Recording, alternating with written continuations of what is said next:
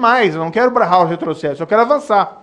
E nós temos avançado, não só contra a corrupção, mas contra o crime organizado e o crime violento. Nós temos estatísticas que demonstram, não são estatísticas meramente oficiais do Ministério da Justiça, mas mesmo as estatísticas oficiais revelam uma queda de cerca de 23% de número de assassinatos no país desde o início do ano.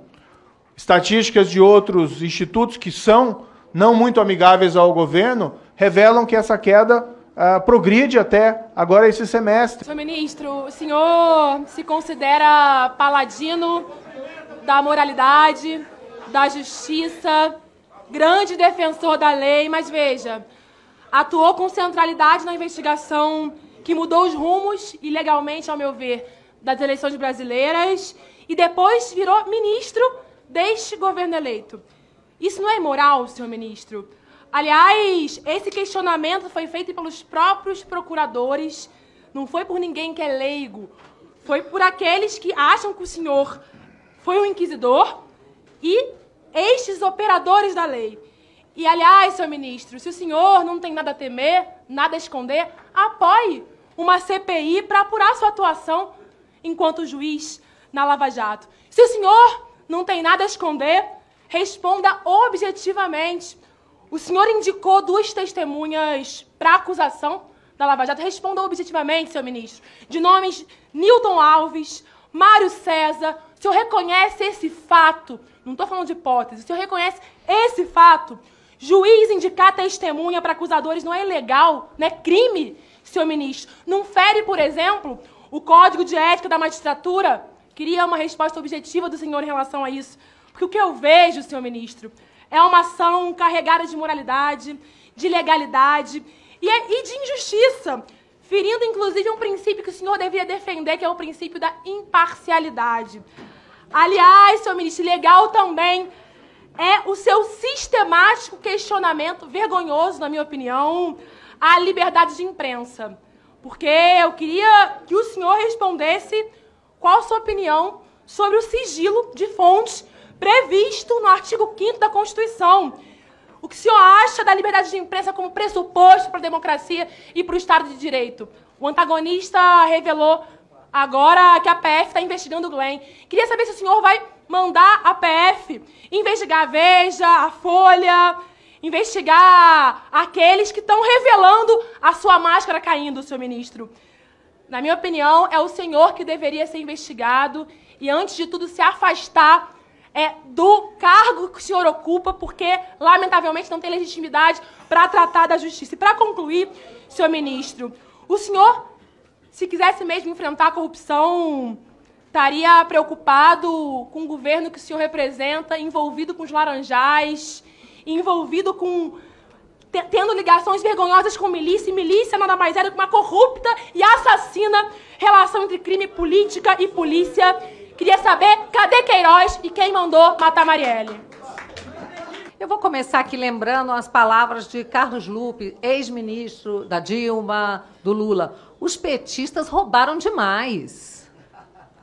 E o pior é que a mentira, o roubo, ele vem depois com mentiras para tentar sustentar e vem acompanhado de mais coisa, vem acompanhado de muita cara de pau, de pessoas que ficam a todo custo agredindo Vossa Excelência, inventando inverdades, tentando desmoralizá-lo, coisa que não irão conseguir, com o intuito, claro, de defender o chefe da quadrilha.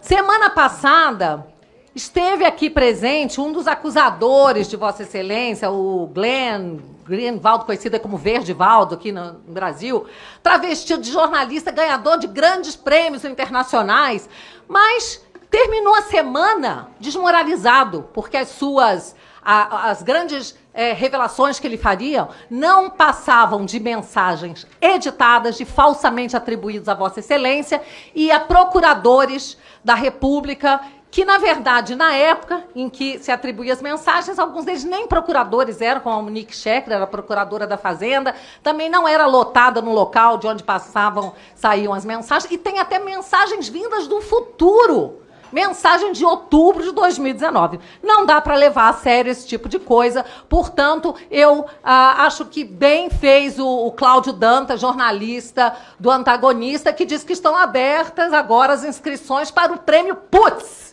É o único prêmio que esse tipo de gente merece ganhar, realmente, né?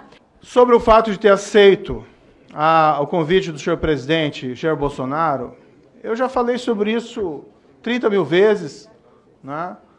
E assim, claro que eu compreendo críticas. Quando eu aceitei, saíram críticas na imprensa, compreendo se eventuais procuradores ficaram insatisfeitos, se eventuais policiais ficaram insatisfeitos, se alguns colegas juízes acharam que eu não deveria acatar, mas eu acatei e falei isso publicamente, e esse é o meu propósito.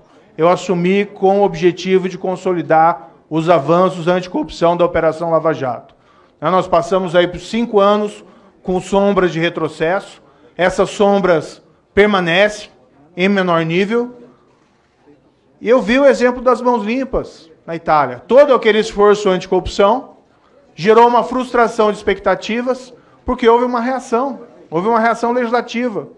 E a minha compreensão foi que, assumindo uma posição forte dentro do Poder Executivo, eu estaria em melhores condições de barrar qualquer espécie de tentativa de retrocesso. E mais, eu não quero barrar o retrocesso, eu quero avançar.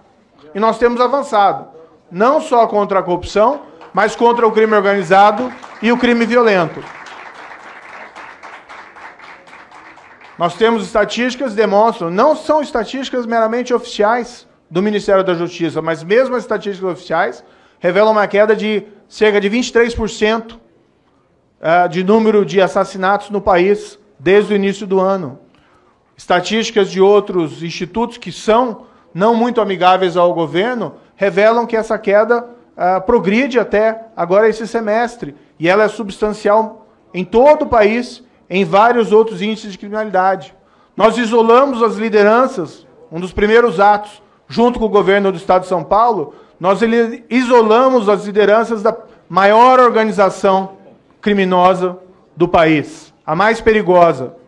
Fizemos isso 12 anos, após 12 anos que eles deveriam ter sido isolados. Nós temos isolado essas lideranças. Há um aumento do número de prisões, há um aumento do número de apreensões de drogas, há operações de erradicação de drogas nos países vizinhos. Nós estamos aprofundando a cooperação jurisdicional. Estamos aumentando o quadro de policiais federais, de policiais rodoviários federais.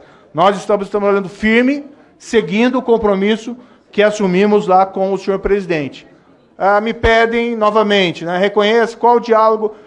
A grande questão é que nós não temos essas mensagens, elas podem ser adulteradas parcial ou totalmente. Algo dali que consta pode ser autêntico, mas palavras podem ser inseridas. Eu não tenho essas mensagens de 3 anos atrás, mas eu lhe asseguro que atuei com correção e dentro da legalidade e com imparcialidade. Isso é confirmado pela manutenção das minhas decisões, pelas instâncias recursais, em sua grande maioria, e pelos números da própria Operação Lava Jato, reconhecida não só aqui no Brasil, mas em vários países como uma das maiores operações contra a corrupção da história. Então, o que nós temos? Mensagens obtidas por hackers criminosos contra agentes da lei envolvidos em processos anticorrupção.